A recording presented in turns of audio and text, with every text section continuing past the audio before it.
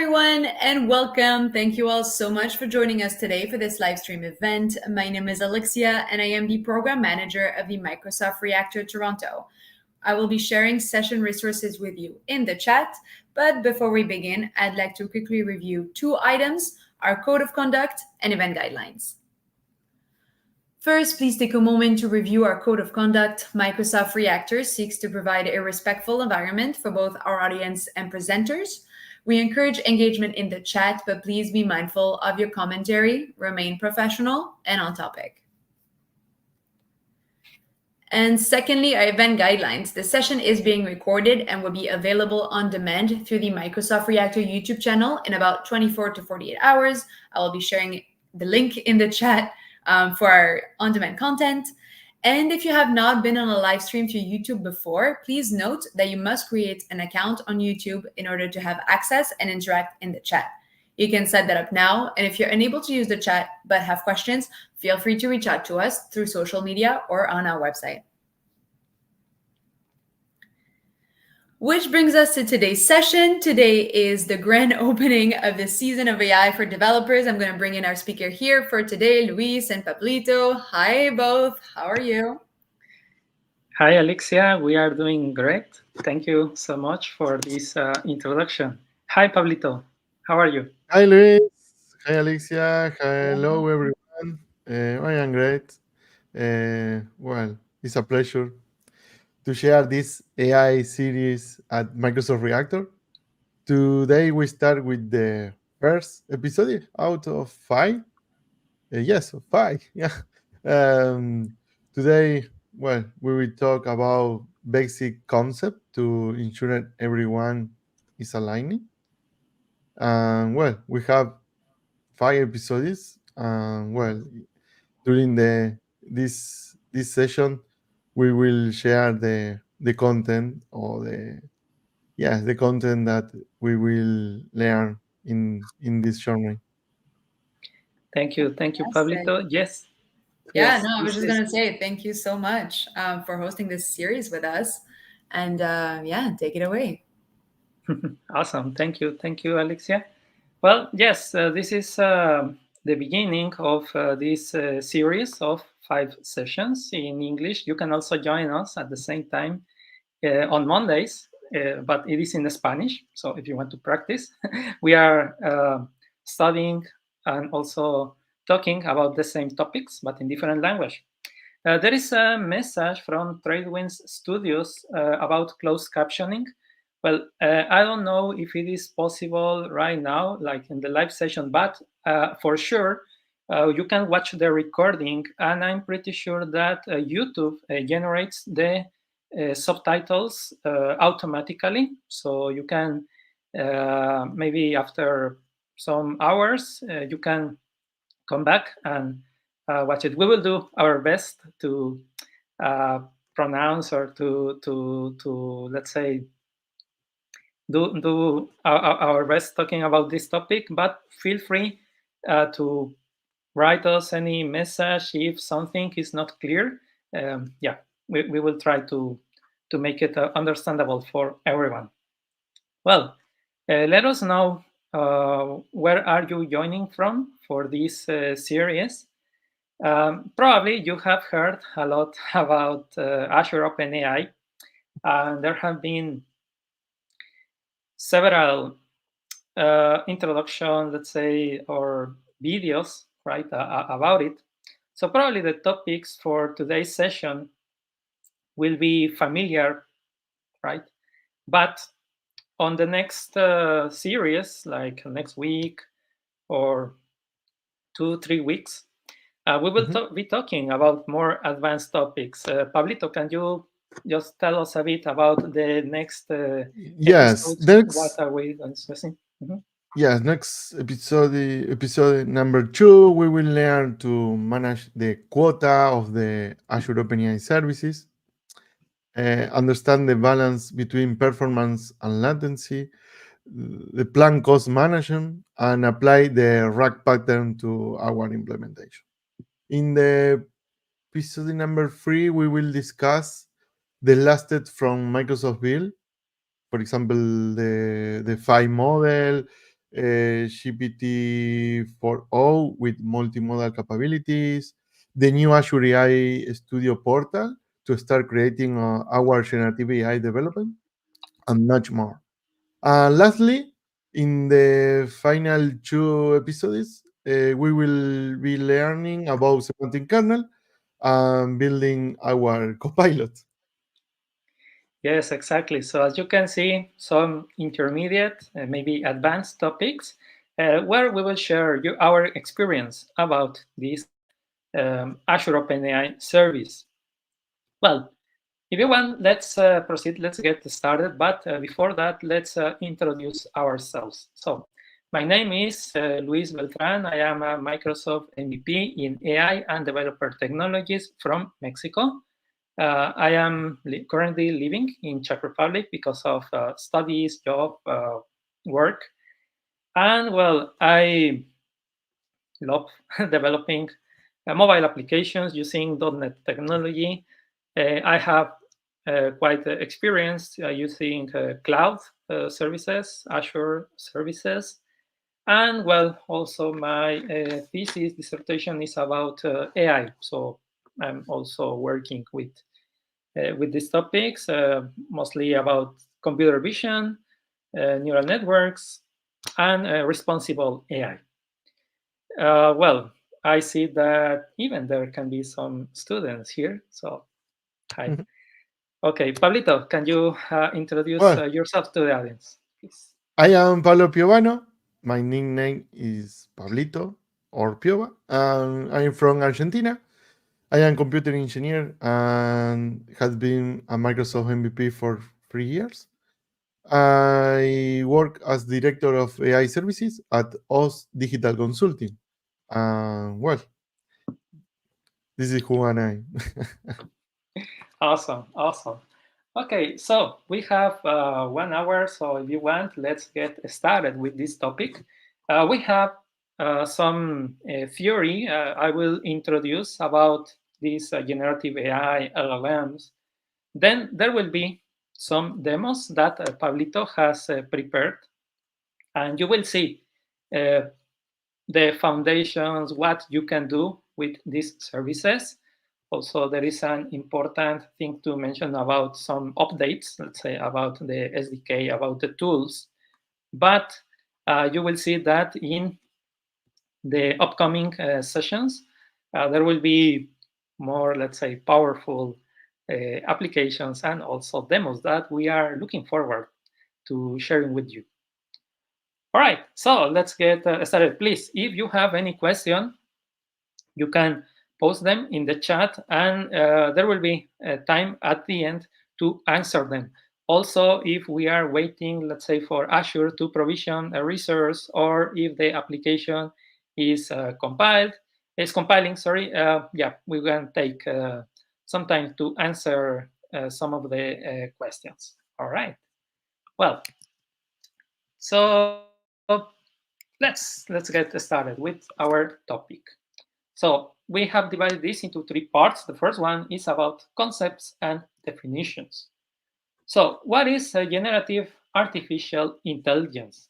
Well, this term is composed of 2 things: artificial intelligence and generative. Artificial intelligence is a fancy term for saying that we have developed a computer program or application to do some task, what a human would do, such as identifying what is in some picture, what animal is depicted in some photo, maybe a dog, a cat, or describe what is happening in that picture. Maybe we have a collection of documents and we want to analyze if this the sentiment is positive, negative, neutral, whatever. So that's artificial intelligence. It's highly related with machine learning. Actually, machine learning is a subset from artificial intelligence. Then we have generative, which is the fun part, because we are creating new content, something that a computer or a software application has not necessarily seen, although it has seen parts of it, and it is able to synthesize and give us new things. So it will create new content. It could be music. It could be computer code. You have seen GitHub Copilot, or you have heard about GitHub Copilot. Yes, you can also generate new images. You will see in some demo. Or the most common part is about text generation, right? Like you can ask ChatGPT or these technologies, write me or help me to write an email to my boss where I report the following things. Yeah, so it can help you to write that for you. But even though, well, we have seen that generative AI is a trend topic for the last maybe 1.5 years, maybe two, it is not new. 5, 10, 15 years ago, you have worked with generative AI technology. For instance, when you use your phone, you enter some terms, some keys, and you get the next word. This predictive text from your keyword is generating, is trying to know what would be the next word based on what you have been writing. Or maybe when you are using PowerPoint or some translator websites, you have some text in Spanish, you want to translate it to English. That's also generative AI, because it is not a word-to-word translation. It understands the context. It knows how to organize the new text in order to create something that makes sense. Those are two examples of generative AI that have been for quite some time. So, as I said, this is not new. But of course, the new thing here is that these GPT models, well, these are one example, but there are others, such as Llama models from Meta, right? They introduce several new concepts. One of them is large language models, commonly abbreviated as LLMs. LLMs are a type of generative AI models, yes, that can create, generate, understand natural language by learning statistical patterns of some input, something that we say, like using our natural language, right? The same way that we communicate with another person. But here's the catch. In order to understand and to, let's say, detect the intent or extract entities from our message, this AI has been trained on huge, and when I say huge, we talk about millions of volumes of text. It can learn from books, articles, websites, code from public repositories, and even images or videos, because there are some neural networks, there are some AI technologies that can extract, that can describe, that can generate captions from some picture, some image. So in the end, this image is converted into text, and that text is also part of training this large neural network. You will see the architecture in the next slide. Basically, anything that is text. Yes. So, Pablito, would you like to add Yeah, today there are foundational models, like you mentioned, GPT 3.5, GPT 4, from which fine-tuning version with specific capabilities and knowledge and generated. This LLM function by estimating the probability of a word of sequence of words, known as tokens, from a sequence of input tokens. For example, in the slide, if we write one upon a time, the model, through a probability calculation, will produce a sequence of tokens that usually continued with a story or fable. In the input, where what is the capital of Italy, the response will be a sequence of token that could be the capital of Italy is Rome, or simply Rome. Both responses are possible. The probability function determines which of these sequences is the most appropriate.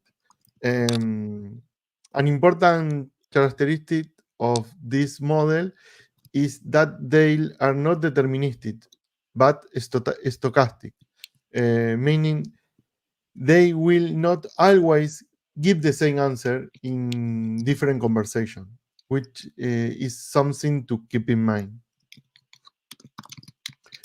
Yes, that's an important thing, that every time that you ask this AI, these LLMs, some question, or you give it some instruction, it will create a sequence of tokens. And if you ask the same question again, maybe on different conversation, different day, you will get similar response, but not exactly word by word the same one.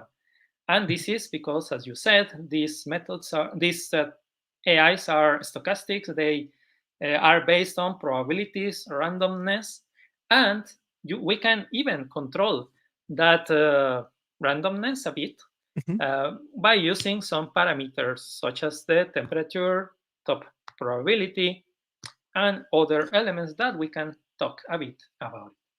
But yeah, this is basically how they work. Okay, so as we said, there is an architecture behind this huge neural network. And this has been, or this is, let's say, the key here. This is the transformers architecture. The neural networks use this transformers architecture in order to create models such as GPT models. In fact, GPT stands for Generative Pre-trained Transformer. Here you can see a sketch of the transformer architecture. We introduce some input, such as the chicken walk. This is our input.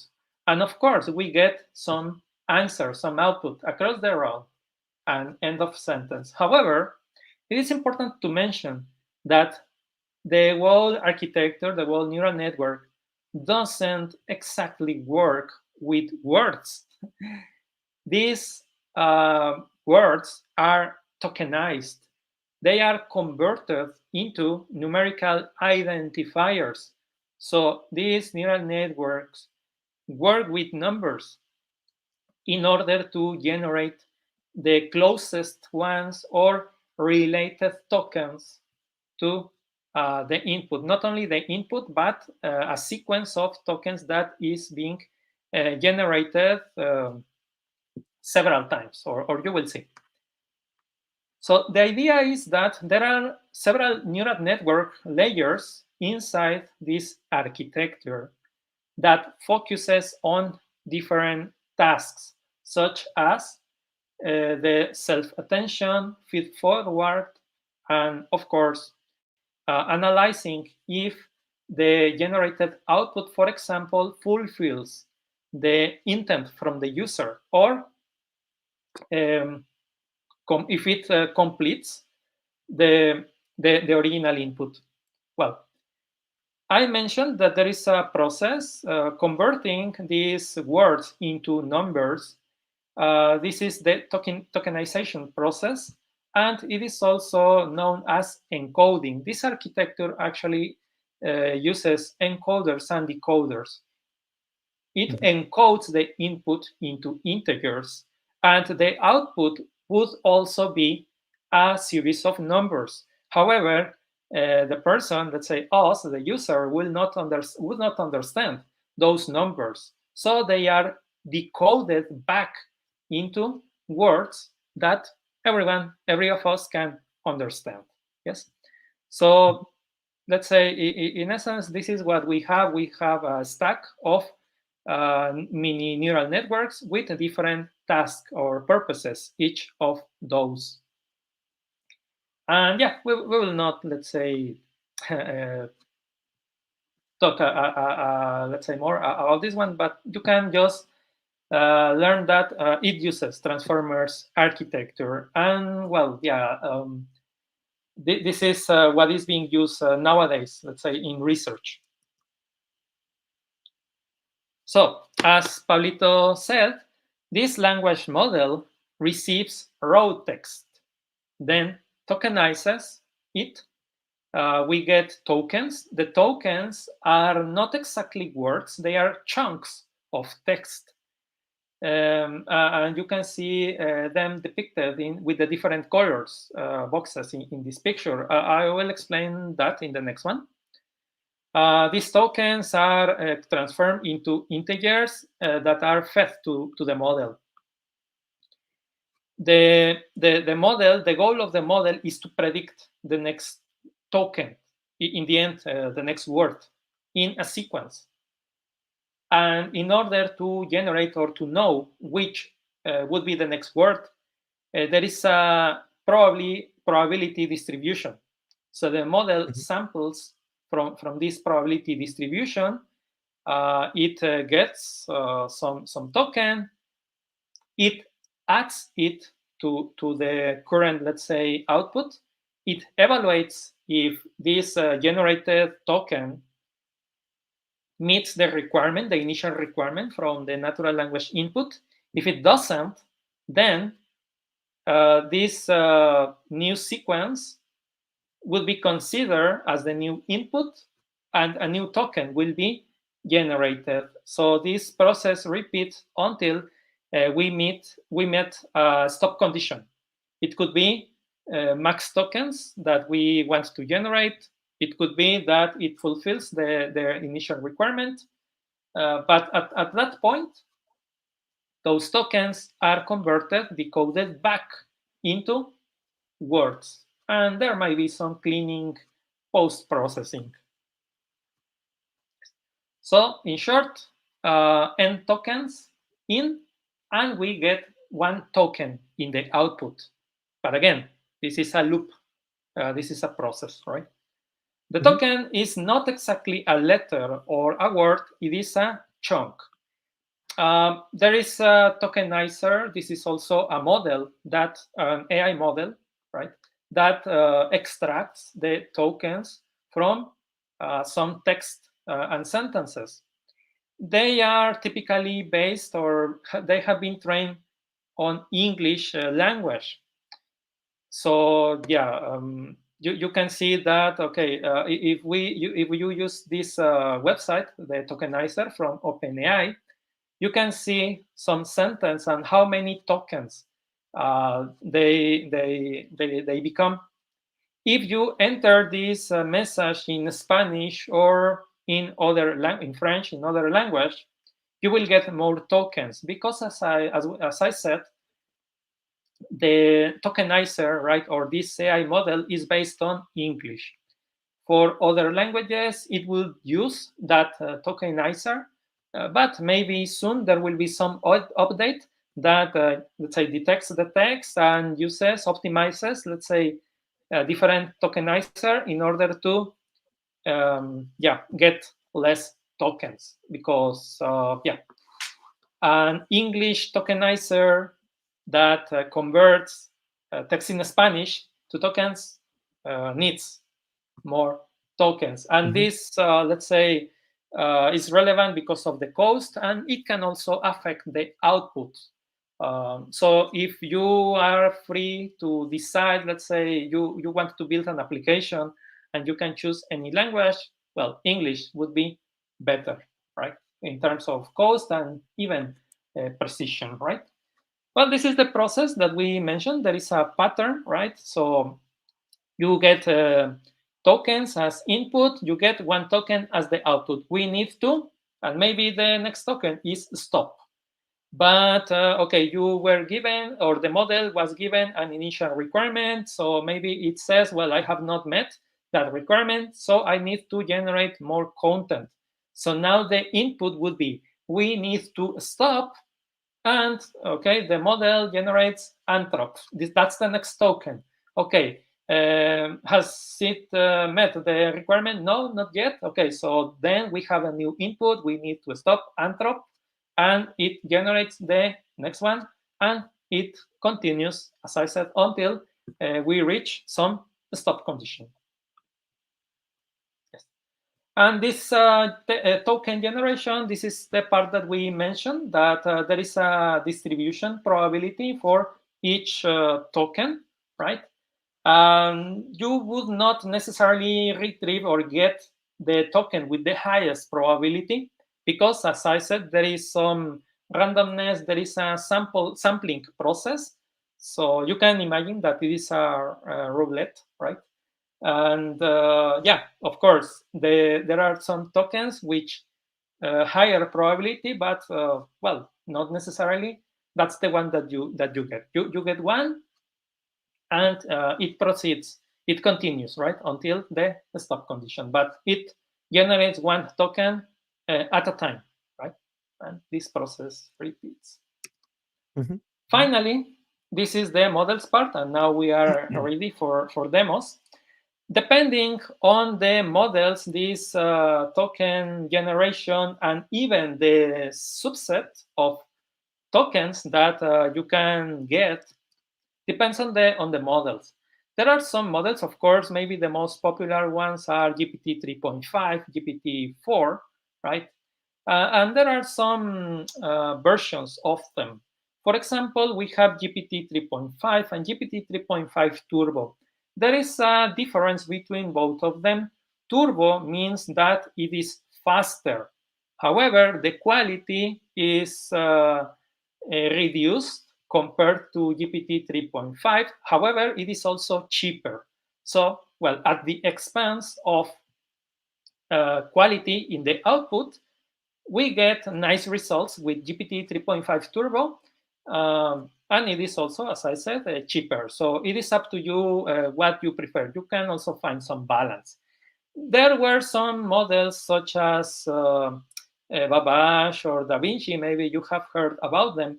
They are legacy models, so maybe they are available in some regions, but nowadays everything is GPT 3.5 and higher versions. Well, there are, let's say, text generation models, and maybe you have used them with ChatGPT, Microsoft Copilot, right? You give the model some instruction, and you get some output that is relevant to your instruction.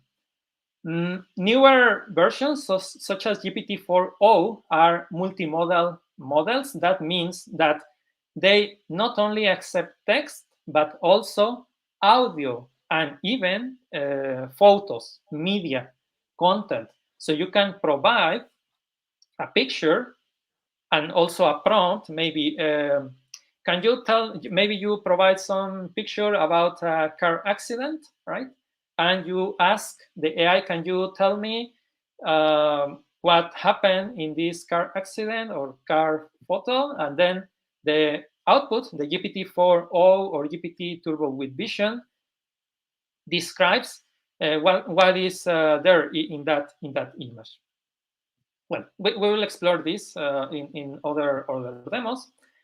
There are other models such as embeddings. For example, this one, we will use it next week in order to explain the RAG pattern.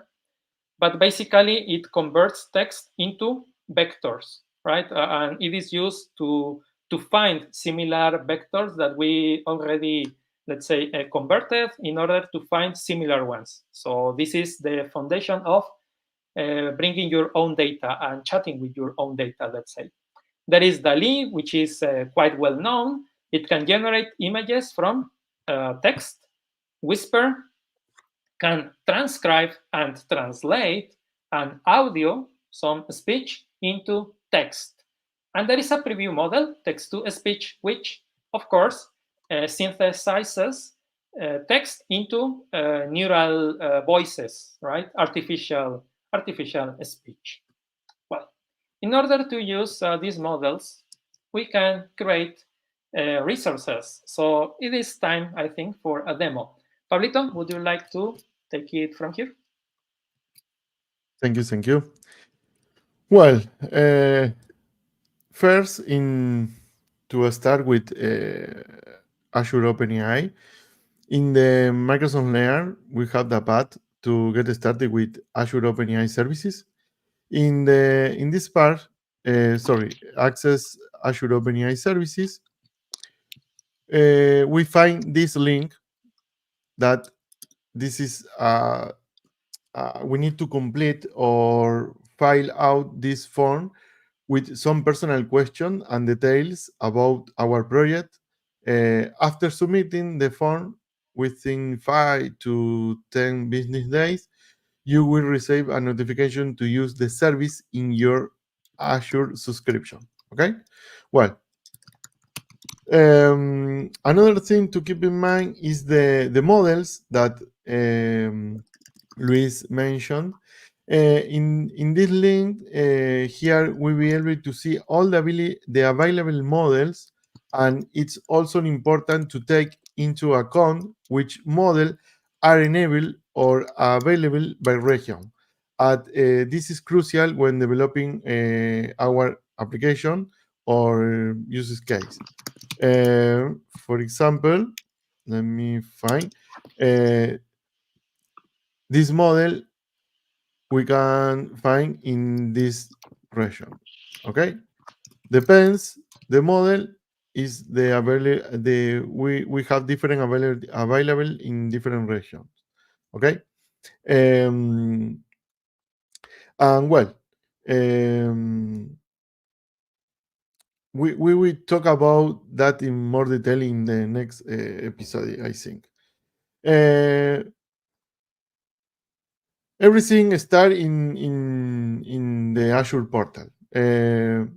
We need to create a resource. It's easy. Go here and put OpenAI.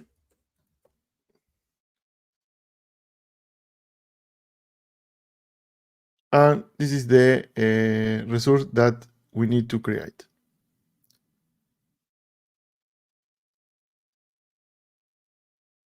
Create. And well, this is the same way when you create a resource in Azure. You need to select the subscription, the resource group. For example, I will use this resource group, and the region. In this case, I will change to EUH2. The name, I find a name here. I copy the name.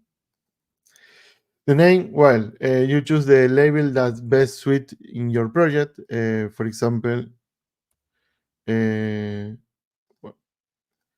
you put the region, the project, or the main that for your user case. The pricing type that we will talk next episode about the specific different way to uh, to pay the invoice. Well, go to next. The network you have the possibility to use in your private network or not, and here is allow for everybody and create. I think in 5 seconds.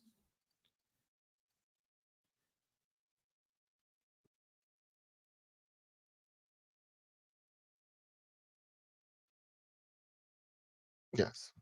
We have the resource deployment in progress. And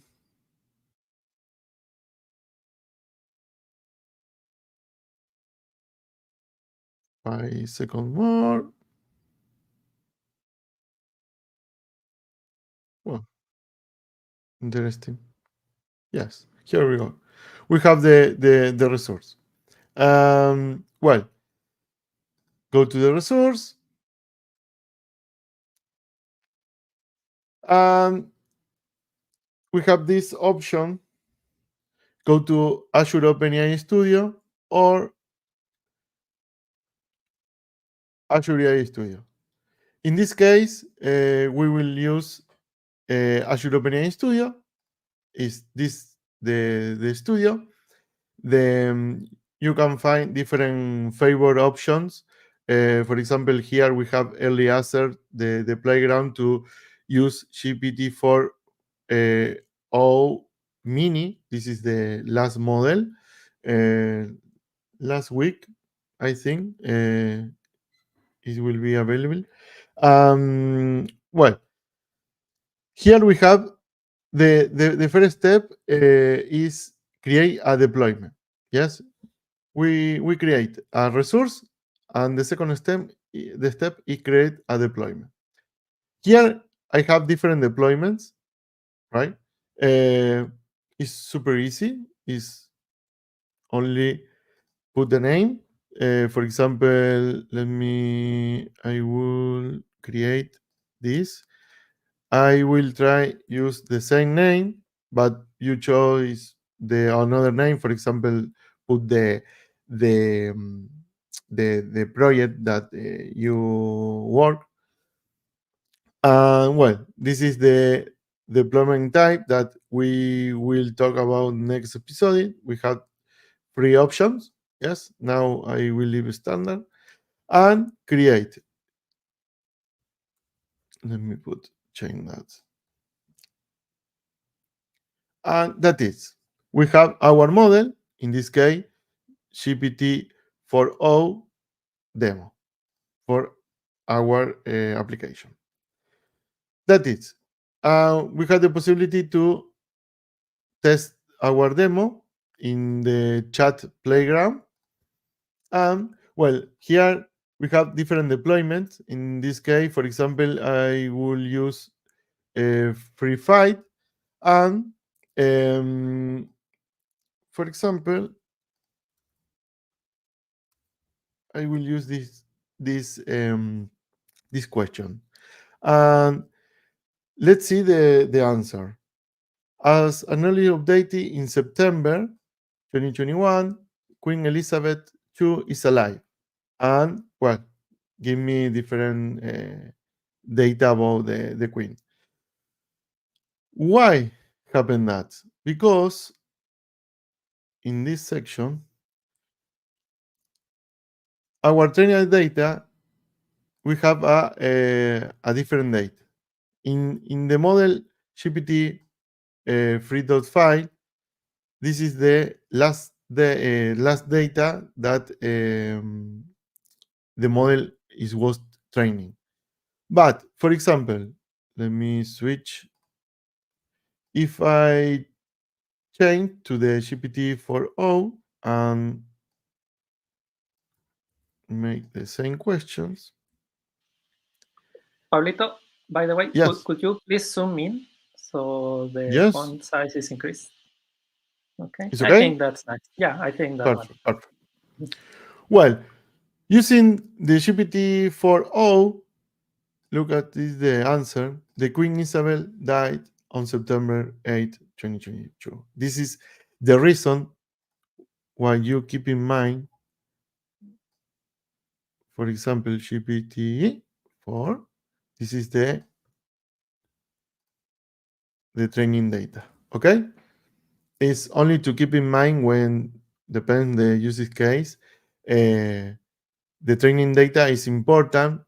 I don't know, maybe, but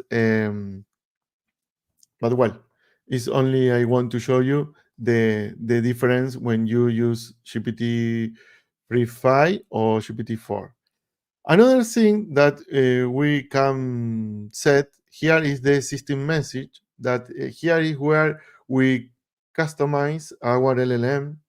For example, specifying the tone we want it to respond with, and how we want to respond to be formatted, such as with a predefined structure. We can also set the style. For instance, having it respond like an AI expert or a math teacher. In short, this is where we apply the customization to personalize our LLM model. Okay. Well, we have different example here to can try. In this case, for a Xbox customer support agent, the system mention is you are Xbox customer support agent whose primary goal is to help a user with issues they are experiencing with their Xbox device, blah, blah, blah, blah. Okay? Well, this is a way that you can customize your or personalize your our LLM model. Another important thing, this is the parameters. We have max response that define the token limit for the model's response. Remember, one token is approximately equivalent to 4 English characters. We have the temperature, control the randomness of the model's response. Lower values result in more deterministic responses, while higher values lead to more creative. Top P, another parameter to control randomness. Lower values make the model choose more probable tokens. Well, we have the stop sequence, a specific a sequence at which the model should stop generating a response. Frequency penalty reduce the likelihood of the model repeating the same text by penalizing tokens that have appeared frequently. The last is present penalty encouraged the model to introduce new topics in a response by penalizing any token that has appeared in the text so far. Well, this is our playground. But now switch the code. Let me zoom in. Sorry. Another thing, important thing. In this part or in different part, but this is the one place we have the view code that you have the possibility to select the language that you want, and here it shows the implementation in different forms, such in this case C# or Python, and additionally we can obtain our endpoint key and the model deployment name. Okay, for example, here we have the endpoint. Yes, let me zoom it. Here, well, the API key, and sorry, the API key, and the model name. Let me find. Well, it's not fine here. We have the model name. This is our model name. Okay, we need this data, and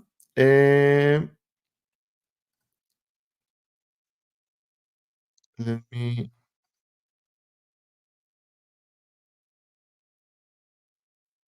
And the endpoint and the APK. Okay, we need the free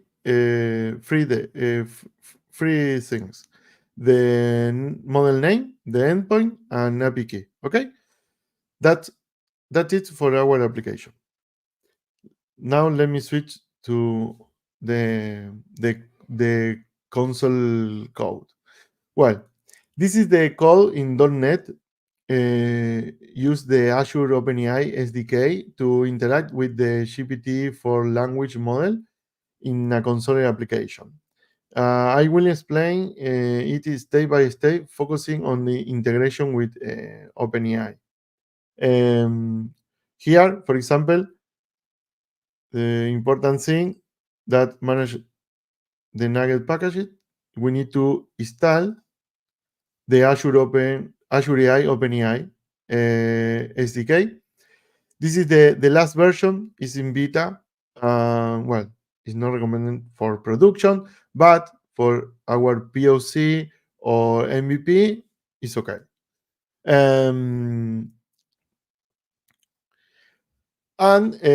Well, the key element here is the Azure OpenAI SDK, where we use the Nugget package. That we have the environment variables. It retrieves the environment variable, for example, Azure OpenAI key, Azure OpenAI endpoint, which store the API key and the endpoint of the Azure OpenAI services. And these are necessary for authenticating and connecting with the service, the OpenAI. Well, here we creating Azure OpenAI client instance using the endpoint and API key and the API key. This instance will be used to interact with the OpenAI services. Using the Azure OpenAI client, chat client is obtaining for the specific model, in this case, GPT 4o. Well, the completion option are created to determine how the model will generate response, including the temperature, the max tokens, and frequency penalty. In this case, it's not necessary, but I using 0. Max token is a low value, but we can use, for example, this is the standard number, is 100. And well, here a list of chat messages is initialized with the system message that define the model as a helpful assistance. Well, this is a do-while loop. And the prompt the user to enter a message. If the user type exit, the loop breaks and the program terminates. Add the user message to the list of message and call the completed chat method of the chat client to get a response from the model, and prints the model to respond to the console. In summary, this code set up a console application in .NET that interacts with GPT-4 or another model, the GPT family, through the Azure OpenAI services, allowing the user to send message and receive responses generated by the model in real time. Let's run it. Here we go. And for example, when did Queen Elizabeth died? And in this case, we are using the GPT-4o, and the Queen Elizabeth II passes away on September 8, 2022. Okay. For example, another question: what is AI?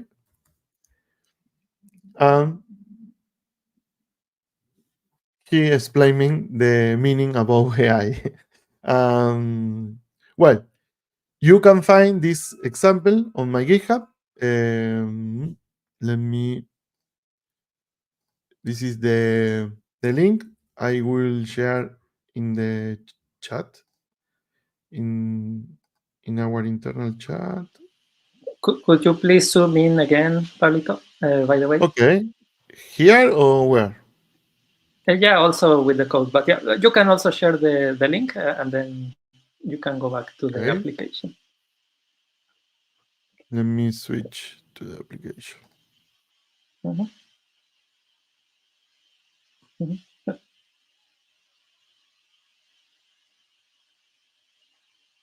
Thank you. Okay. Well, this is the first question. When did Queen Elizabeth II die? And the LLM model responds Queen Elizabeth II passed away on September 8, 2022. This is now we using the GPT-4o that remember the date to the training. And well, um, let me and we later we will talk about the prompt engineer and we modify this to a technique to modify our system message. I have another example using um, using the API REST and using in this case image with GPT-4o. This is Jupyter. No, it's a notebook in Python. Here, well, we have different image. Here I have a invoice. Okay. Let me run this. And my prompt is describe this. Only that. I need to describe this image. In this case, I using GPT-4o. The image is so big, maybe wow. And the model respond me. This is the receipt from the Microsoft Experience Center located on one Microsoft way. Give me the direction and then explain the details. Let me zoom in. View.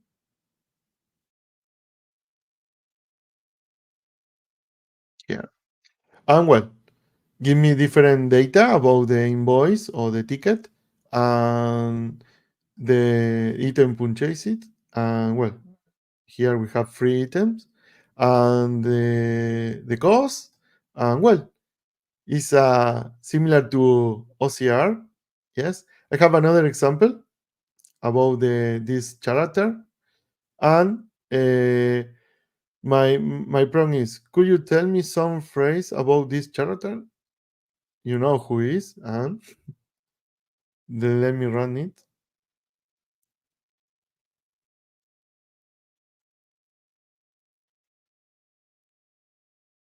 And yeah, certainly here are some phrases based on the no receipt. Sorry. Let me load again. It's a test notebook. Yeah, this character is known for the line. Life is like a box of chocolates.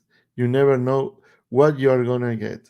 He's often depicted sitting on a bench, wearing a light colored suit, and holding a bowl of chocolate. His story is one of the perseverance and unexpected achievement despite various challenges. Well, you watch this movie, and well, this is one phrase that the model understand who is the character and generate the the phrase about this character. It's amazing that this is the multimodal models. It's not only text and you mix image and text. Another things that I want to show you. Let me go back to the playground. Well, remember, we have the deployment model. In this case, I deployment the model DALI 3. Yes, is for generate image. We can test the model here. For example, I have a prompt, a tiger on a skateboard in the style of Picasso and generate. And here we go. Success. And well, we have the image. I have a demo using Maui, but let me, Luis, the time or the questions, or switch to the demo, or you tell me.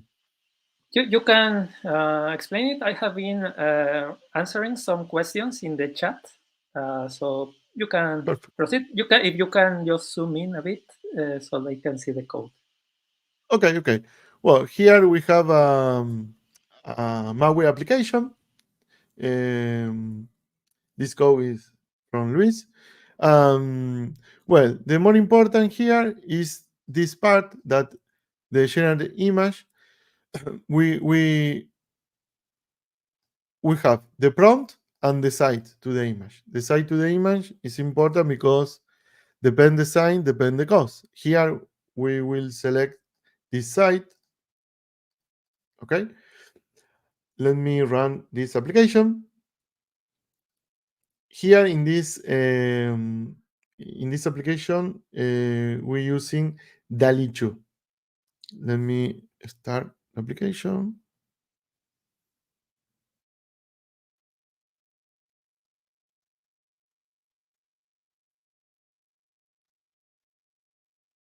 Well, here we go. Here the application. Go to image, and for example, I want to an elephant on a skateboard. Let me generate the image.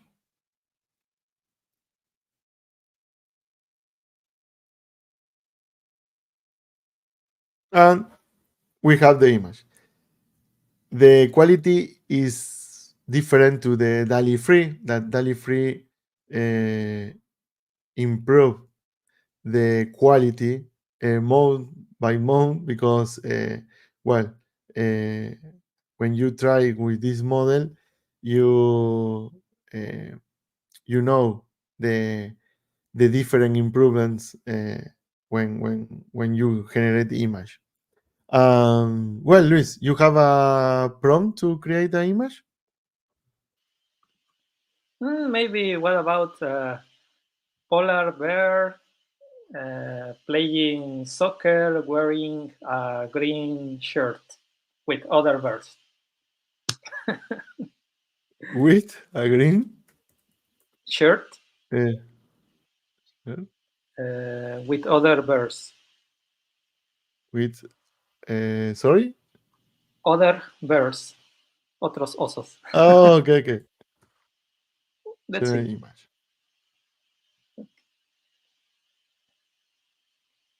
Okay, I have been answering some questions. Hopefully, yeah. Okay, that's nice example. That's funny. Hopefully, Yeah. yeah. Perfect. Well. Okay, very, very interesting, Pablito. Thank you very much for those demos. Well, just to sum up some of the questions, there are some, let's say, queries about talking with your own data, about using my own documents, also about the, let's say, new generation embeddings models. We will cover those next week. We will explore the RAG pattern, where essentially you, let's say, use Azure OpenAI models, but all the answers will be based on your own documents. So the prompts, the queries will be relevant, let's say, to those. And also one important part here is the grounding. So that way you will know, or you will be certain that the answer comes from this knowledge. Because yes, as Pablito mentioned, these AI models have a cut-off training date. So they don't know anything beyond that point of in time, or also they don't know anything about your own data. So we will prepare a demo. We will explain the pattern behind this, the architecture behind the RAG pattern. So the models can focus on answering questions using your own data. Essentially that. And of course, we will talk about the different versions of embeddings models. The version 3, now they introduce two, small and large. Of course, this is relevant to the vector size.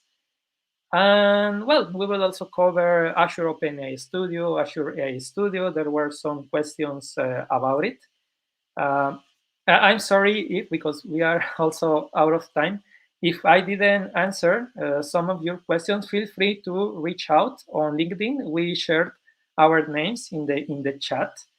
Also, there was another question about if you can provision these resources using ARM templates, Bicep, or infrastructure as code. Yes, you definitely can do that. Maybe you Terraform too. prepare some Terraform. Exactly. You can prepare some scripts. You can even generate them using GitHub Copilot. I have done that because, of course, it is not an easy task to know about these let's say, languages. But essentially, yes, if you need to provision 20, let's say, resources, you will not do it manually.